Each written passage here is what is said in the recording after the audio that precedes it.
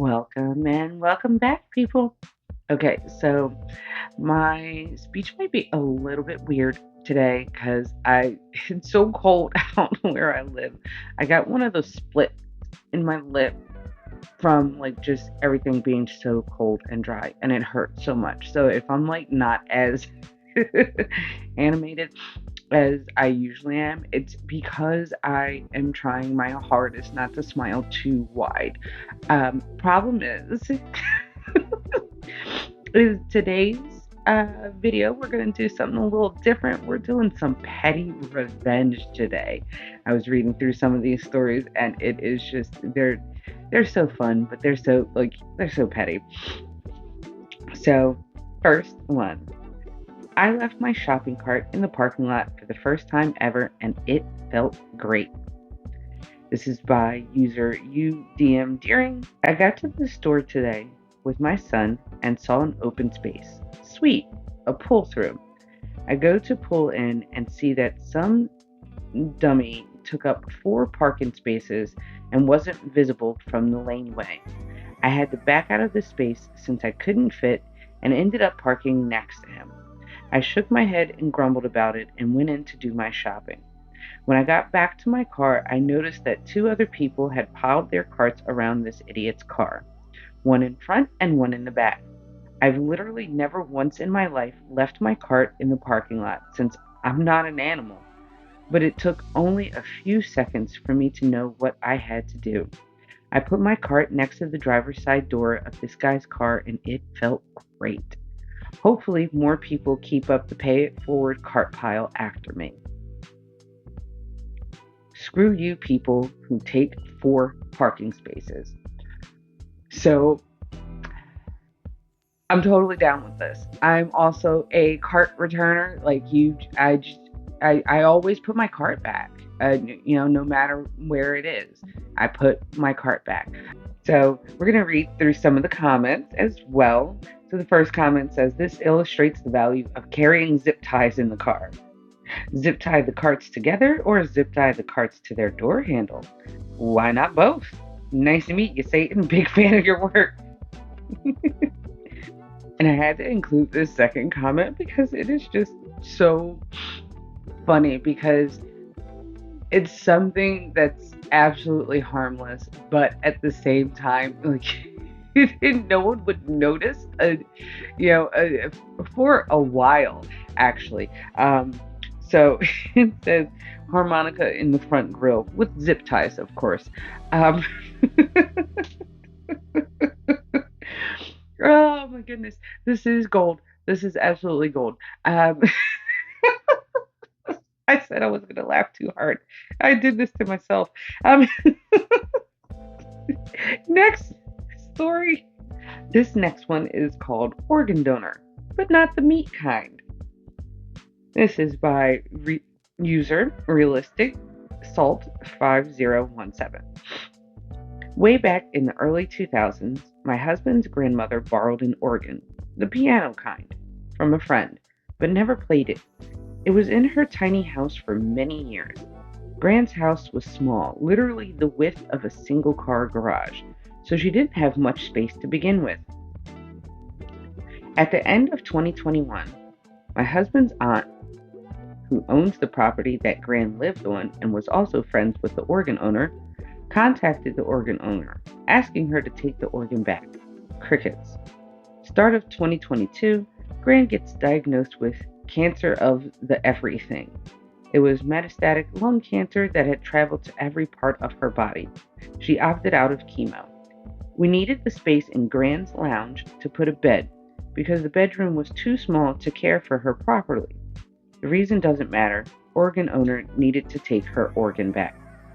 Auntie asked the organ owner several times, got many excuses. I'll take it later this week. I don't have anyone to transport it. Can't you hold on to it a bit longer? I have a potential buyer that I'm waiting for. All the usual excuses. Husband's uncle and 2 cousins came over in April of 2022 from England to spend some time with Gran before she got too sick to do anything. We took that time to rearrange her house to accommodate a bed in the lounge for her. My husband's brother-in-law borrows his dad's bakkie Backy? That's a weird word. Um, a pickup truck, and he and husband's cousin loaded the organ. The organ owner lives around the corner, within walking distance. Auntie had tried one last time to ask the organ owner to take her organ. Crickets. So cousin and brother-in-law pulled up at her house. Organ owner was out, but the daughter's boyfriend was there. He happily let them in and even helped them offload it. Brother-in-law and cousin left, and we went on with our rearrangement. Organ owner was ticked. She messaged Auntie, absolutely furious. How dare you just drop this off without telling me? Don't you know I have no space for it? This is so inconvenient for me. I don't want it back right now, and you knew that. Auntie was heartbroken and angry. We all reassured her that we had done the right thing and that the organ owner would get over it. I don't think they talk much anymore because Auntie was really hurt by the reaction. I knew exactly what game organ owner was playing because she was being deliberately avoidant of the conversation. Not giving her a choice was the best thing we could have done in that situation. My father called cousin and brother-in-law organ donors because of that incident. So I'm not a fan of this person, the person who owns the organ, because it seems like they just treated the grandmother's house as storage for their organ for let me see, from the early 2000s to 2022. That's literal decades. And I bet that the grandmother could never sell it or do anything with it or really, do anything at all because it's not hers, but it's been in her house for 20 years. Like, get out of here. Come on, take your stuff back. Let's see what's in the comments. Arcanum says, I have so many questions.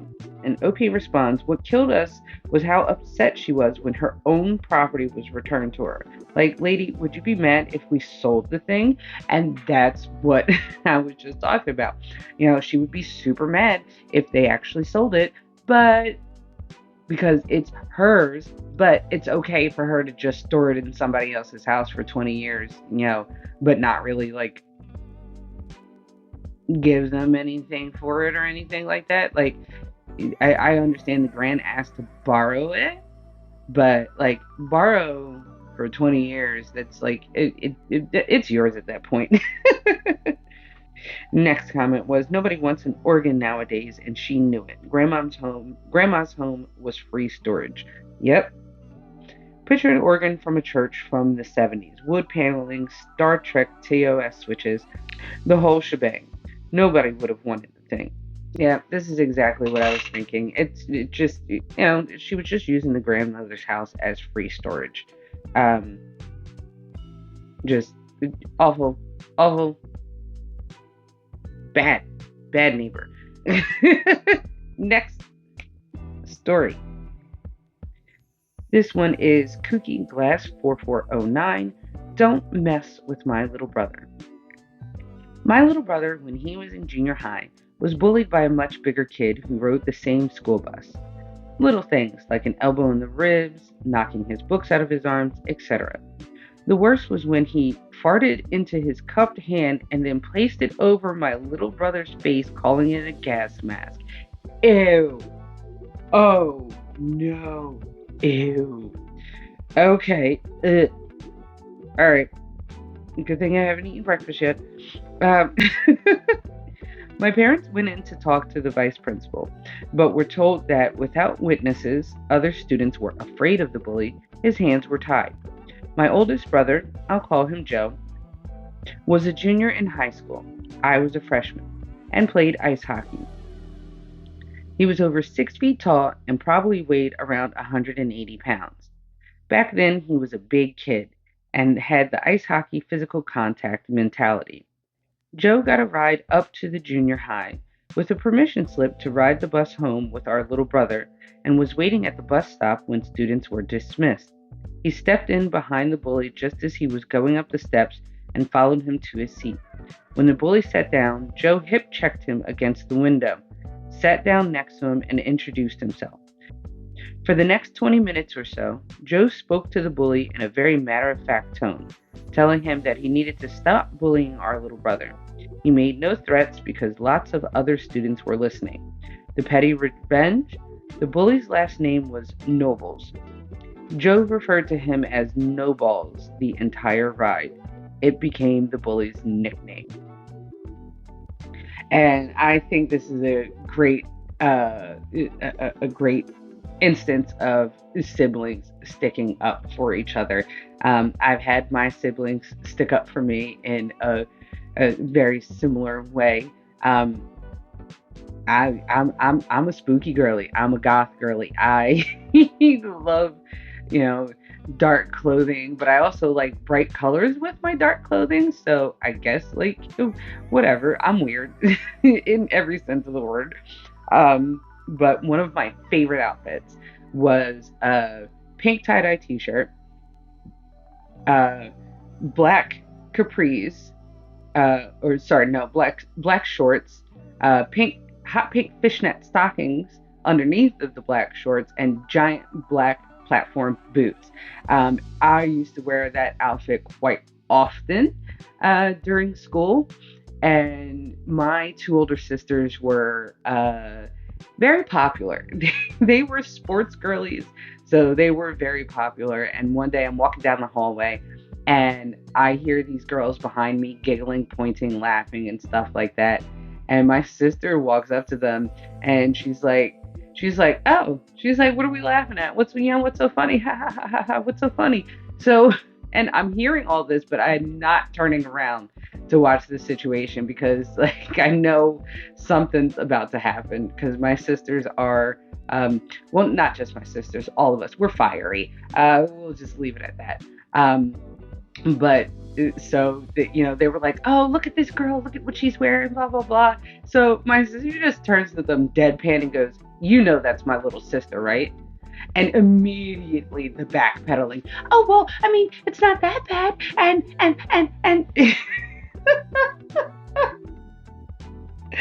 I'm not gonna lie. Like my sisters were, they were very protective of me in high school because I was such a strange little duckling. But it is what it is. But I love that this brother is protecting his younger brother, and without being threatening, either. Like he didn't threaten him, just like hey, you're not gonna do this again. And someone in the comments actually did ask that, did the bully ever have the cojones to bully your brother again? And OP responded, oh no, the message was received loud and clear. The problem was fixed. And I love this. Next story.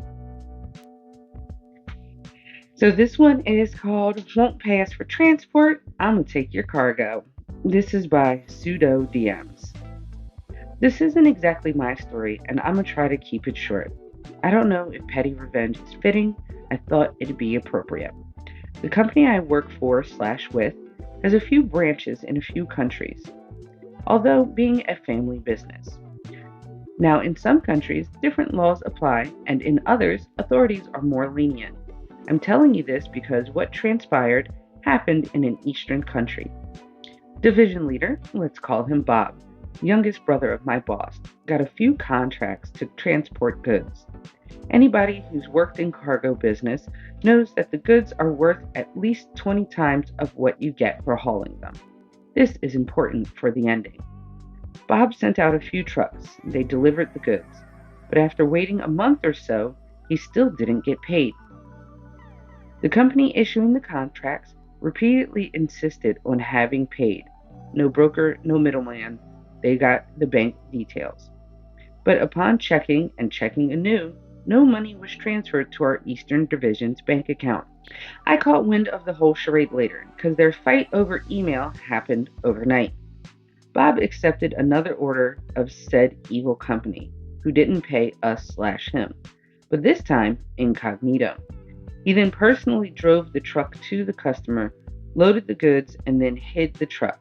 For good measure, he pulled the plug on all GPS sending devices and even disconnected the batteries. What then ensued was a crapstorm of insults from the company issuing the orders, the one who didn't pay us. Over email, mind you, to which Bob calmly and shortly responded with, "Pay my money, and I'll personally see to it that your goods get delivered safe and sound." He did get the money and delivered the goods. Word on the street is that Bob even extorted a little bonus for his troubles. That sneaky bastard. um, yeah, good for him. Good for him. Absolutely good for him. Like if you pay for like if you're having someone do a service for you, pay them. Like I can't stand when people try to get over on other people and say, "Oh no, I already did that," or like just stop. There's too much technology and documentation and stuff like that. And if people are in business, 8 times out of 10, they're at least going to be watching the books. Eventually, it's going to get found out. So day after round, they found out. Should we do one more? Let's do one more. Okay, we'll do one more. This one is labeled as First Time at a Casino by u/Prudent Tadpole 8839. I have never been to a casino before. Not a fan of gambling, really. Well, a close friend recently came across a good amount of money and took us, a group of 7, to the casino. He gave each of us $100 and said, "Do whatever." I only know how to play blackjack, so I sat down at a table. I didn't know all the rules, so the dealer told me about the hand signs, and another lady next to me, also a player, was telling me about the rules.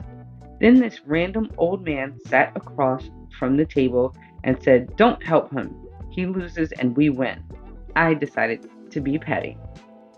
All while making direct eye contact with him, I gave the nice other player $10 in chips since she helped me. A random guy next to her $10 in chips because I was feeling nice. Gave the dollar a random $10 tip. Then I said to the mean old man, "Everyone here at the table gets free chips, but not you. You just get the judgment of being an old prick." The dealer had to turn their face away to not show her laughing. He didn't like that, least to say. I am more than happy giving away money that I didn't earn just out of spite, you old crone. Does this old guy not know how to play blackjack? I'm just saying, because here's the thing. Blackjack is not a game where if someone else loses, that means you win, except for the dealer. If another player wins or loses, that's not going to affect whether you win or lose. It's based on your decisions. So he's literally just being a spiteful old codger. So I did want to throw in this comment because it says they only complain if it screws up their hand. It could help them win if the inexperienced player chooses to hit instead of hold, or vice versa. And the next one says, actually, if he goes bust a lot, that gives the good players more information on the deck. And while this is true, I don't think that it's going to, unless you are super experienced at card counting, which is very difficult and very fast paced, and also technically not illegal, but looked down on by the by the casino. You can, if they think that you're card counting, they will kick you out. So let's just say I've played blackjack for a very, very long time. It doesn't really help that much if an inexperienced player is just, getting a little bit of help and stuff like that. If you're good at what you do, the other players shouldn't matter. It's the dealer that you have to worry about. So we are going to end it on that note. Thank you for hanging out with me today. So sorry about all of the sniffling. I legitimately have no idea why. I just can't get rid of these sniffles. I've gotten rid of the cough. My voice is sounding a lot better, not quite as raspy and things like that. Still a little raspy, but still, I'm just, we're gonna power through it. So again, thanks for hanging out with me today, and bye. Also, like, comment, and subscribe.